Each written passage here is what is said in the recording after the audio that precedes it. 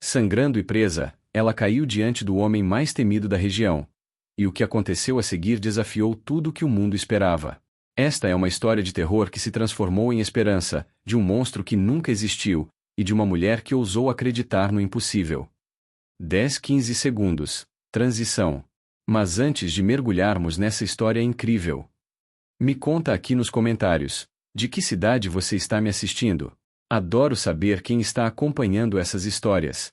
E se você ainda não é inscrito, clica no botão vermelho aqui embaixo e ativa o sininho para não perder nenhuma história emocionante como essa. Combinado?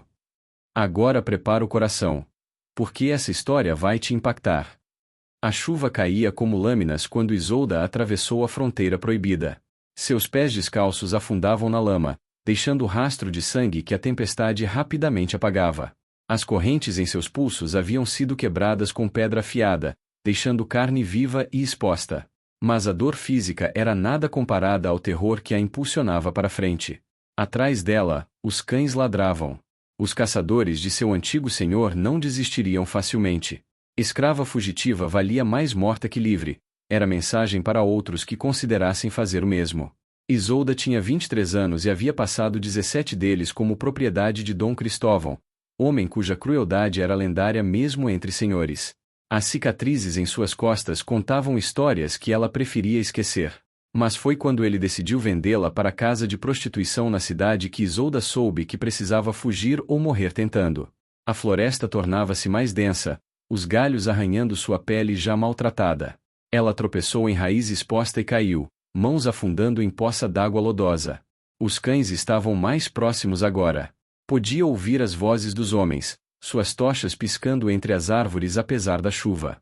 Levantou-se com dificuldade e continuou correndo. Foi então que viu o muro.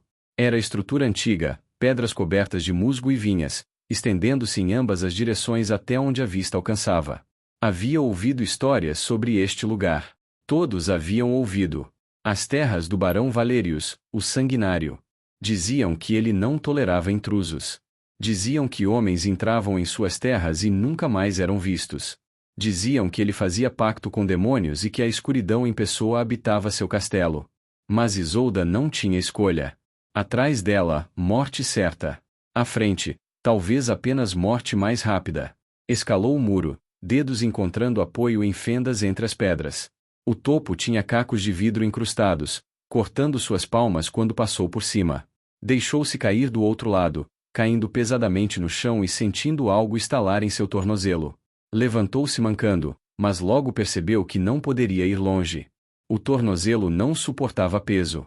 Os cães chegaram ao muro, latindo freneticamente, mas não o cruzaram. Os caçadores também pararam ali. Ela entrou nas terras do barão, disse uma voz masculina, tensa. Deixe-a. Está morta de qualquer forma. Dom Cristóvão não ficará satisfeito. Dom Cristóvão pode explicar ao barão Valerius por que invadimos sua propriedade. Eu não farei isso. Houve murmúrios de concordância. Momentos depois, os sons de perseguição desapareceram, deixando apenas chuva e escuridão. Isolda arrastou-se para frente, procurando abrigo. Cada movimento era agonia. O sangue escorria de seus pulsos, palmas, tornozelo. Visão começava a escurecer nas bordas. Finalmente, desabou contra tronco de árvore antiga, incapaz de continuar. Foi assim que os guardas do barão a encontraram ao amanhecer. Eram 3 homens armados, vestindo negro com brasão que ela não reconheceu, um lobo prateado sobre campo escarlate. Aproximaram-se cautelosamente, espadas desembainhadas. Está viva, disse o mais velho, homem de barba grisalha. Mas não por muito tempo, pelo que parece. Invasora nas terras do senhor, comentou outro, mais jovem. Você sabe o protocolo. O primeiro suspirou. Sim. Levá-la ao barão. Ele decidirá. Isolda tentou falar, mas apenas gemido saiu. Mundo girava, consciência escorregando. Sentiu-se ser levantada, corpo protestando com cada movimento. E então escuridão a levou. Quando acordou, estava em sala de pedra fria. Tochas nas paredes lançavam sombras dançantes. Suas feridas haviam sido enfaixadas, mas correntes novas prendiam seus pulsos, desta vez presas a argolas na parede. Estava de joelhos no chão úmido. Uma porta pesada abriu-se, e homem entrou. Barão Valerius era mais jovem do que ela esperava, talvez 35 anos, com cabelos negros tocando os ombros e olhos de cor indefinida entre cinza e verde. Era alto, vestido completamente de negro, com presença que preenchia o espaço. Mas foi o rosto que a surpreendeu, não era feice de monstro, mas de homem bonito de maneira severa, com cicatriz fina cruzando a sobrancelha esquerda. Ele parou a alguns metros dela, observando-a com expressão ilegível. Você sabe onde está? A voz era profunda, controlada. Isolda forçou-se a responder, voz rouca. Nas terras do barão sanguinário. Algo passou pelos olhos dele, diversão, talvez, ou irritação. Interessante como reputação se constrói. E sabe o que acontece com invasores? Sim, senhor.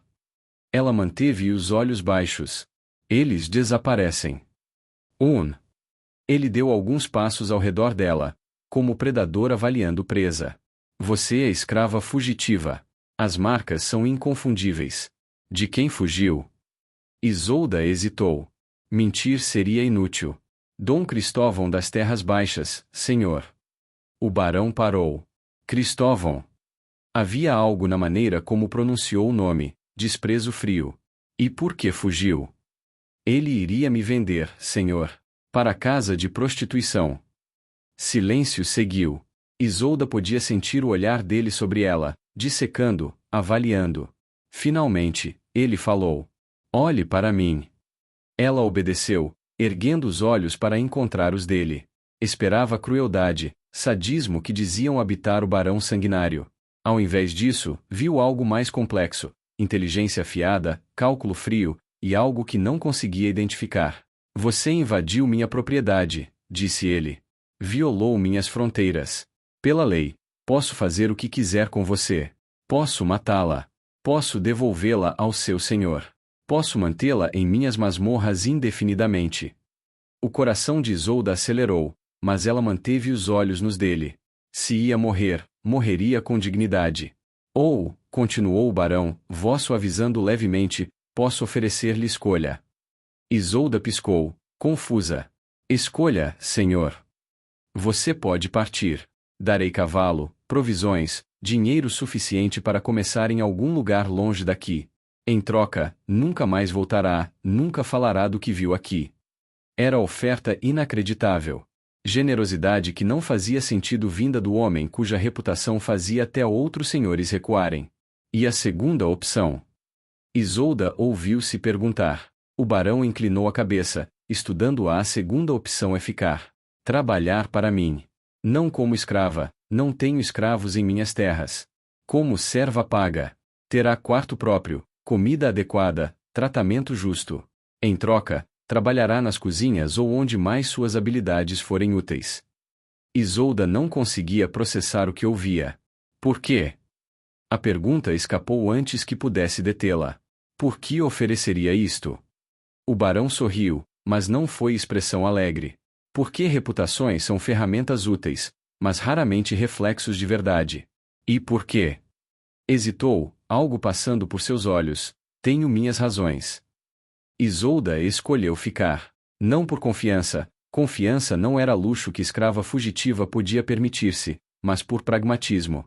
Para onde mais iria, ferida e sozinha? E havia algo no olhar do barão, algo que não era a crueldade que esperava, que a fez apostar nesta única carta. As primeiras semanas foram um período de ajuste constante. O castelo do barão Valerius era fortaleza imponente, com torres que perfuravam o céu e muralhas grossas o suficiente para resistir a qualquer cerco. Mas o interior era surpreendentemente humano. Não havia masmorras cheias de prisioneiros gemendo. Não havia instrumentos de tortura expostos. Apenas corredores de pedra, salões funcionais, e pessoas trabalhando. E eram pessoas, não escravos. Isolda descobriu isto rapidamente. Os servos eram pagos, tinham dias de descanso, podiam deixar o emprego se desejassem. Ninguém carregava marcas de chicote. Ninguém se encolhia quando o barão passava. É estranho, não é? Disse Marta, mulher de 40 anos que supervisionava as cozinhas.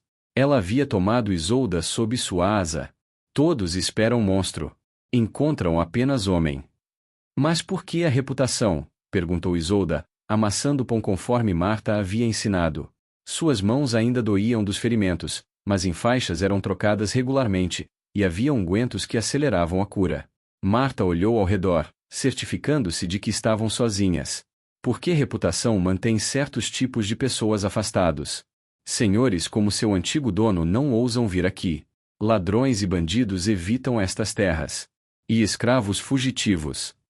Olhou significativamente para Isolda. Às vezes encontram caminho até aqui.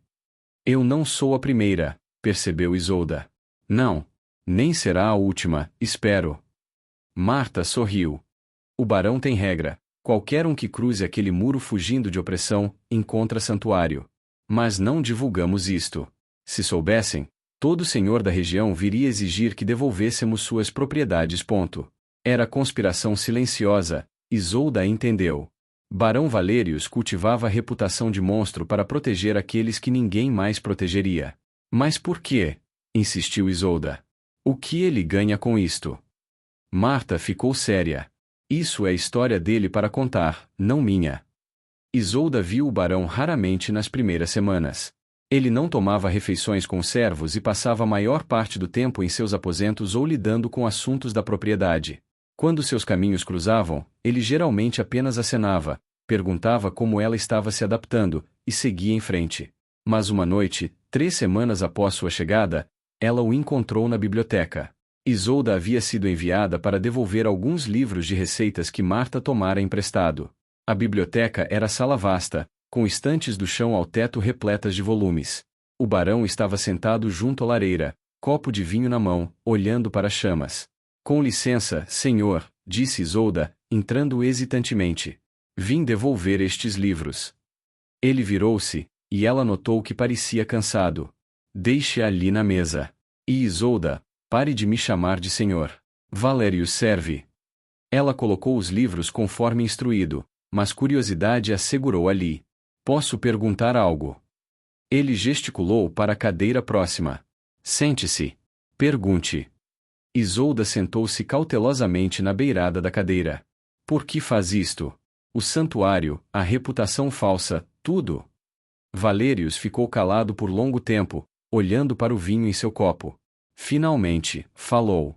Você conhece a história da Guerra das Fronteiras? Há 15 anos. Um pouco, admitiu Isolda. Houve rebelião. Foi esmagada. Sim, esmagada brutalmente. A voz dele era amarga. Eu tinha 20 anos, acabará de herdar o título de meu pai. E como jovem barão leal, juntei-me às forças reais para suprimir a rebelião. Fui ordenado a queimar vilas, executar líderes rebeldes, fazer exemplos. Ele tomou gole longo de vinho. Obedeci. Segui ordens. Fiz coisas. Parou, mandíbula apertada.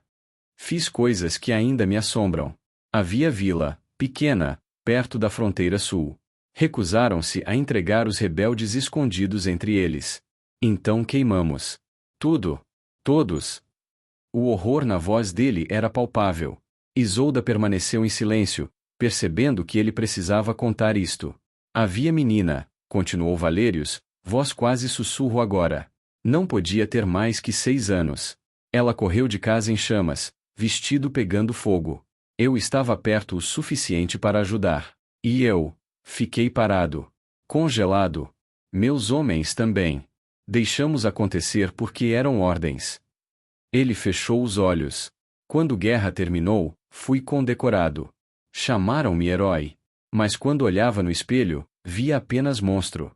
Então decidi, se mundo ia me ver como monstro de qualquer forma, seria monstro que protegia os vulneráveis, não que os destruía. Isolda sentiu lágrimas queimarem seus olhos. Não foi culpa sua. Eram ordens. Não importa, interrompeu ele, olhos abertos agora e fixos nela. Ordens não absolvem. Eu poderia ter desobedecido. Poderia ter pagado o preço. Mas escolhi obediência sobre humanidade. E criança morreu por isso.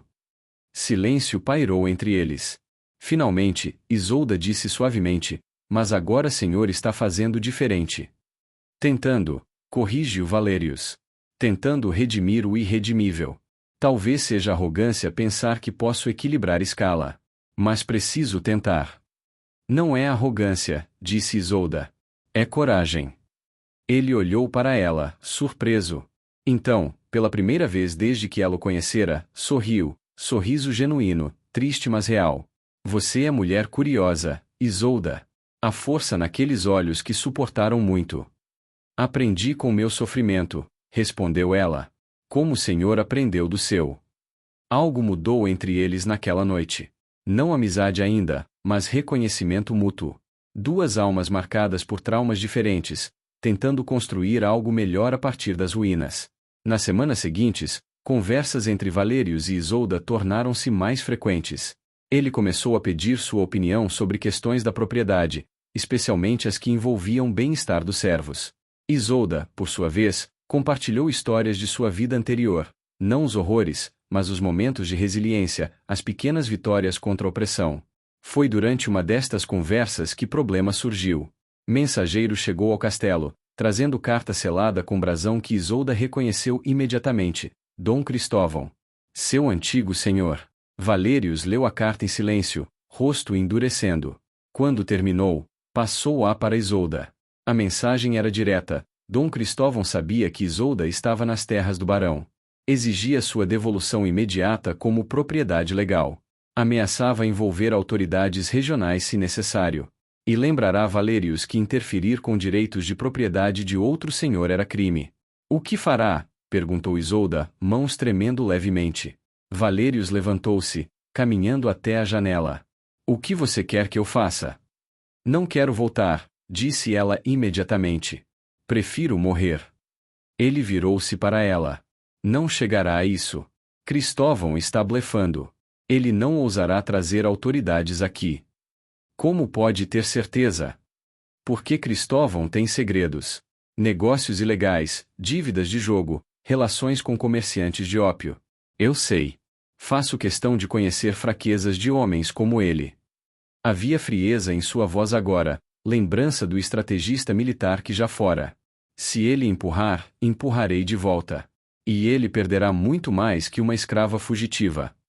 A resposta de Valerius a Dom Cristóvão foi obra-prima de ameaça velada. Ele negou conhecimento de qualquer escrava fugitiva, sugeriu que Cristóvão estava confuso, e, quase como pensamento posterior, mencionou casualmente ter ouvido rumores preocupantes sobre certas atividades ilegais que autoridades poderiam achar interessantes investigar. Funcionou. Dom Cristóvão enviou resposta raivosa, mas não tomou ação adicional. Por enquanto, Isolda estava segura. Mas incidente trouxe à luz realidade desconfortável. Santuário que Valerius oferecia era frágil, dependente de equilibrar reputação e ameaças, de manter informações comprometedoras sobre outros senhores. Era jogo perigoso, e eventualmente alguém poderia desafiá-lo diretamente. Não é sistema sustentável, disse Valerius uma noite. Ele e Isolda haviam caído em padrão de encontros noturnos na biblioteca, onde conversavam sobre tudo: filosofia, política, histórias pessoais. Eu salvo alguns, mas a estrutura inteira permanece. Para cada pessoa que encontra santuário aqui, milhares continuam sofrendo. Então o que pode ser feito? Perguntou Isolda. Mudança maior. Mudança social. Mas isso requer. Ele hesitou. Requer pessoas dispostas a lutar publicamente. E lutas públicas são perigosas. Isolda pensou sobre isto. Eu lutaria. Valerius olhou para ela, surpreso. Você? Isolda, você acabou de escapar. Por que colocaria alvo nas costas voluntariamente? Porque sei o que é estar em gaiola, respondeu ela com ferocidade que surpreendeu a ambos. Sei o que é ser tratada como objeto, ter dignidade roubada, viver em terror constante. Se há chance, qualquer chance, de mudar isto para outros, estou disposta a correr riscos. Havia admiração nos olhos de Valerius agora. Você é extraordinária, sabe disso? Isolda sentiu calor subir em suas bochechas. Nos últimos meses, algo havia mudado entre eles. Conversas tornaram-se mais íntimas, olhares duravam um pouco mais. Ela tentava negar, dizia a si mesma que era gratidão confundida com outra coisa. Mas a verdade era que começara a sentir algo por este homem atormentado que escondia bondade atrás de reputação terrível. E suspeitava que ele sentia o mesmo. Valerius, começou ela, voz hesitante, preciso perguntar algo. Qualquer coisa. Por quê? Por que nunca se casou? Homem em sua posição, com suas terras, certamente houve propostas. Ele ficou tenso, olhando para o fogo. Houve. Muitas. Mas casamento para homens como eu não é sobre amor. É sobre alianças, propriedades, produzir herdeiros. E depois da guerra, depois do que vi e fiz, não conseguia imaginar trazer alguém para este castelo, para esta vida, sob falsos pretextos. E agora? Ele olhou para ela, e havia algo vulnerável em sua expressão. Agora penso que talvez haja razões diferentes para considerar companhia. O ar entre eles pareceu eletrizar-se. Isolda sabia que estava em território perigoso. Ela era ex-escrava, ele era barão. Sociedade nunca aceitaria. Mas algo mais forte que medo ou bom senso a empurrava para frente. Que razões? Perguntou ela suavemente. Valerius levantou-se, aproximando-se dela. Parou a poucos centímetros de distância. Conexão genuína. Compreensão mútua. Respeito que não se baseia em títulos ou propriedades, mas em quem somos como pessoas. Ele estendeu a mão, dedos tocando levemente o rosto dela. Eu não deveria sentir isto. Você merece mais que homem assombrado por passado sangrento. Mas Isolda, quando olho para você, vejo o futuro que não pensava ser possível. Isolda cobriu a mão dele com a sua. Vejo o mesmo. E não me importo com seu passado. Importo-me com quem você escolhe ser agora. Ele beijou-a então, suave e hesitante, como se temesse que ela desaparecesse se pressionasse muito forte. Isolda correspondeu, anos de dor e solidão derretendo naquele momento de conexão. Quando se separaram, Valerius encostou a testa na dela. Isto não será fácil. Haverá escândalo, oposição. Outros barões dirão coisas terríveis. Deixe que digam, respondeu Isolda. Já enfrentei o pior que mundo pode oferecer. Fofocas não me assustam. Ele riu, som raro e precioso. Então talvez, juntos, possamos fazer mais que apenas oferecer santuário secreto. Talvez possamos desafiar sistema inteiro. E foi exatamente o que começaram a fazer. Os meses seguintes foram período de planejamento cuidadoso. Valerius e Isolda não anunciaram seu relacionamento abertamente, ainda não, mas começaram a trabalhar como equipe na transformação mais ampla que ambos desejavam. O primeiro passo foi documentar. Isolda começou a entrevistar outros fugitivos que haviam encontrado santuário nas terras de Valerius, registrando suas histórias em detalhes precisos. Abusos físicos, separação de famílias, violência sexual, condições desumanas de trabalho, tudo foi documentado com nomes, datas, localizações quando possível. Valerius, por sua vez, usou seus contatos entre comerciantes e oficiais para mapear redes de comércio ilegal de escravos, identificar senhores que violavam até as poucas leis existentes sobre tratamento de escravizados, e construir casos que poderiam ser levados a autoridades superiores. O problema, explicou ele durante uma de suas reuniões noturnas, agora realizadas em sala que haviam convertido em escritório de campanha, é que autoridades locais são frequentemente cúmplices. Juízes, oficiais, até padres, muitos se beneficiam do sistema. Precisamos ir mais alto. A capital, sugeriu Isolda. Sim, há movimentos abolicionistas lá, intelectuais, alguns políticos reformistas. São minoria, mas crescendo. Se pudermos trazer evidências concretas, testemunhos pessoais, talvez possamos inclinar a balança. Foi Marta quem trouxe notícia que mudaria tudo. A jornalista na capital, disse ela, entrando no escritório com o jornal nas mãos.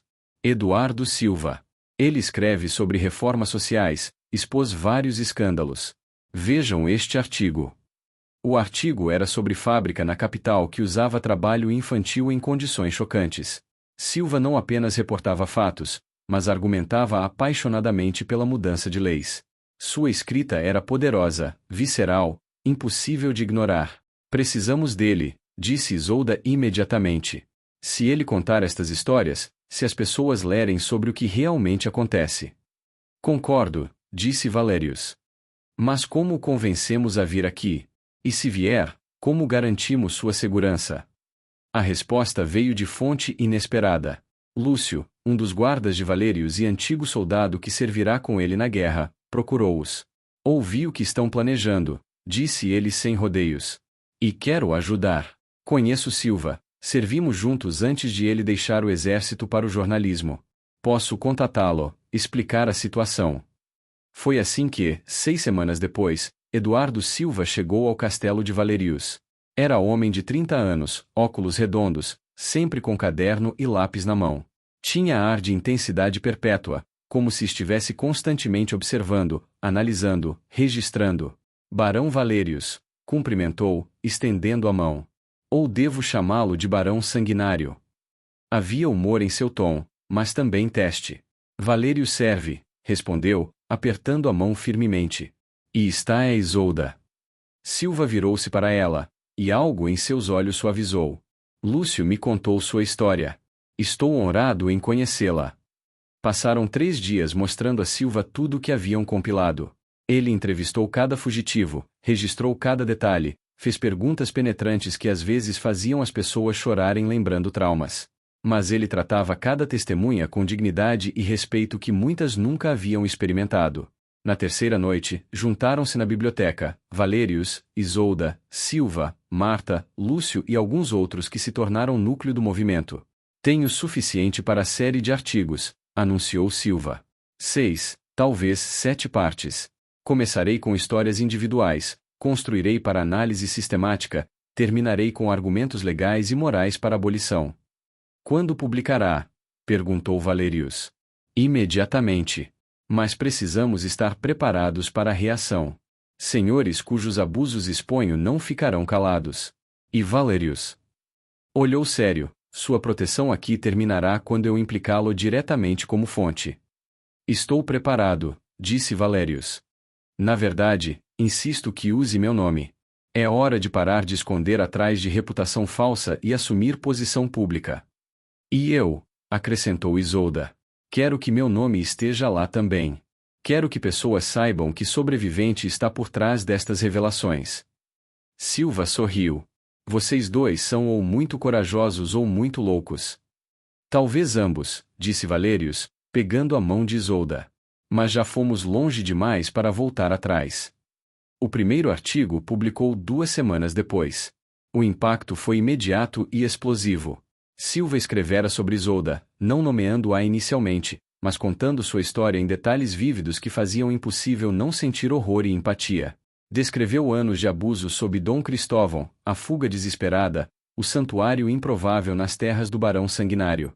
Então revelou a verdade, que o Barão Sanguinário era, de fato, herói silencioso salvando vidas ao invés de tirá-las. A reação foi divisiva. Alguns louvaram Valerius como o homem de consciência. Outros acusaram-no de traição à sua classe. Dom Cristóvão publicou resposta furiosa chamando Silva de mentiroso e exigindo o retorno de sua propriedade. Mas o artigo fez algo crucial: iniciou conversação. Pessoas que nunca haviam questionado escravidão começaram a fazer perguntas desconfortáveis.